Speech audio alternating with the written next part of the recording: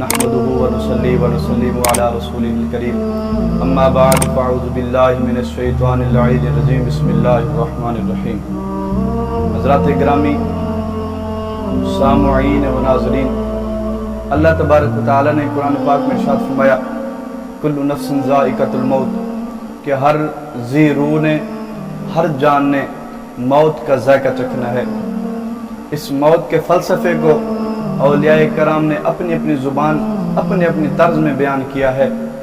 ہر کسی نے امت کو سمجھانے کے لیے اپنے اپنے طریقے سے امت کو، مخلوق کو، اپنے پیروکاروں کو سمجھایا ہے۔ کسی نے کہا کہ ویک فریدا مٹی کھلی، مٹی اتے مٹی ڈلی، مٹی ہسے مٹی روے، انت مٹی دا مٹی ہووے، اور نہ کر بندیا میری میری، نہ تیری نہ میری، چار دناں دا میلا دنیا پھر مٹی دی ڈھیری، ذات پات دی گل نہ کر تو بھی مٹی میں بھی مٹی، ذات صرف خدا دی اچھی باقی سب مٹی مٹی۔ حضرات گرامی، حضرت حسن بصری رضی اللہ تعالیٰ عنہ، آپ کے دور میں، آپ کے وقت میں ایک شخص فوت ہوا، تو آپ نے اس کا جنازہ پڑھایا۔ اس کا جنازہ پڑھا کے جب تدفین کی گئی، اس کو دفن کیا گیا، اس کی قبر کو بند کیا گیا، اس کی قبر کی موری کو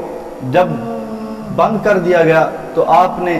لوگوں کو صدا دی جو جا رہے تھے۔ جب انہوں نے دعا مانگ لی، انہوں نے تدفین کر لی، جب واپس گھروں کو پلٹنے لگے تو آپ نے لوگوں کو ندا دی، صدا دی، لوگوں ادھر آؤ میری بات سنو۔ سارے لوگ یہ سمجھ کر، یہ سوچ کر واپس آ گئے کہ امام حسن بصری رضی اللہ تعالیٰ عنہ اللہ کے برگزیدہ بندے ہیں، اللہ کے دوست ہیں، اور یہ جو بھی بات کرتے ہیں حکمت سے خالی نہیں ہوتی۔ یا قرآن ہوتا ہے، یا حدیث ہوتا ہے، یا محبوب دو عالم صلی اللہ علیہ وسلم کا سونا فرمان ہوتا ہے۔ جب لوگ سارے واپس پلٹ آئے تو آپ لوگوں سے مخاطب ہوئے،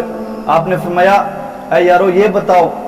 یہ جو شخص جس کو ہم نے ابھی دفن کیا ہے، جو ابھی مٹی تلے نیچے آ گیا ہے، قبر کے منازل کو طے کر رہا ہے، اے لوگوں یہ بتاؤ کہ اللہ تبارک و تعالی اگر اس کو مہلت دے دے، اگر اس کو اتنی مہلت دے دے، فرمایا کن باذن اللہ، کھڑا ہو جا میرے حکم سے، اگر یہ دنیا میں دوبارہ واپس لوٹ آئے تو یہ بتاؤ کہ یہ سب سے پہلے دنیا میں آ کے کیا کام کرے گا؟ سب نے بیک زبان ہو کر کہا حضور، جو ہمارا عقل، ہمارا علم جو کہتا ہے وہ یہ بات ہے کہ اگر یہ شخص جس کو ہم نے ابھی دفن کیا ہے، جو اس دنیا سے رحلت کر گیا ہے، اس دنیا کو چھوڑ کر دوسری دنیا میں چلا گیا ہے، ہمارا عقل اور علم یہ کہتا ہے کہ اگر اس کو اللہ تبارک و تعالیٰ نے مہلت دے دی کہ جا دنیا میں رہے، قبر کی زندگی کو، قبر کے عذاب کو دیکھ کر دنیا میں جا کر رہے، اگر یہ دنیا میں جا کر رہے گا، دوبارہ اگر آئے گا تو سب سے پہلے یہ کام کرے گا کہ اللہ اور اس کے رسول کو راضی کرے گا۔ جب آپ نے یہ سنا تو آپ نے پھر تاکیداً پوچھا یارو واقعی ایسی بات ہے کہ سب سے پہلے یہ رب کو راضی کرے گا اور اس کے رسول کو راضی کرے گا؟ انہوں نے کہا ہاں حضور، کیونکہ ہم نے سنا ہے قبر وحشت کا گھر ہے، قبر سب سے بڑی کٹھن منزل ہے، قبر سب سے مشکل راستہ ہے، اگر یہ اس راستے کو دیکھ کر، اس منزل کو دیکھ کر، اس وحشت کے گھر کو دیکھ کر اگر اس نے اپنے دل کی دنیا نہیں بدلی تو سب سے پہلے نہیں بدلی تو پھر اس کا کچھ نہیں ہوگا، کیونکہ اس نے وہ چیزیں دیکھ لی جس کے ہم تذکرے سنتے ہیں، اس نے وہ چیز دیکھ لی ہوگی جس کے ہم صرف حدیثوں میں اس کے قصے سنتے ہیں۔ حضور اگر سب سے پہلے اگر یہ کام کرے گا کہ سب سے پہلے اللہ اور اس کے رسول کو راضی کرے گا۔ جب آپ لوگوں نے یہ جواب دیا تو آپ نے فرمایا لوگوں اس کو اللہ تبارک و تعالیٰ مہلت دے دے، اس کو دوبارہ دنیا میں لوٹا دے، اس کی رحمت وہ قادر قیوم ہے، اس کے لیے بعید نہیں ہے، مگر دنیا کی قانون ہے جو ایک مرتبہ اس دنیا سے چلا جاتا ہے وہ دوبارہ واپس نہیں آتا، اس کو اب مہلت نہیں دی جائے گی، اس میں اب طاقت